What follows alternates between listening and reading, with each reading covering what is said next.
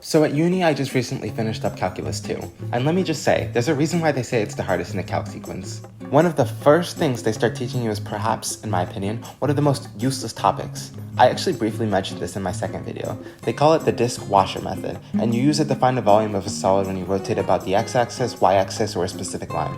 First of all, when the hell would you ever need to find the volume of this cursed ass shape?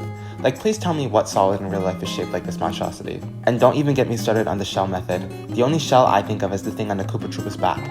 You're telling me I have to find the volume of that? Another thing I had a gripe with are series.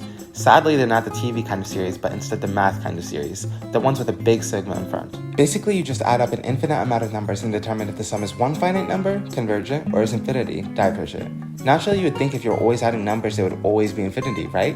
Wrong. There's about 182,000 different tests you use to determine if a series is convergent or divergent, and in most cases, if it is convergent, you wouldn't even know what that number is. You would just be able to say that there is a single number. Literally, what does that help me with? The hardest part is figuring out which test to use and remembering all the conditions, but then you also have to deal with a lot of rearranging the series to force it into a form that actually makes sense for the test that you're using. There's a reason why this is called the weed out class for STEM majors, and why you'll probably be seeing a lot of engineering majors switch to business after this.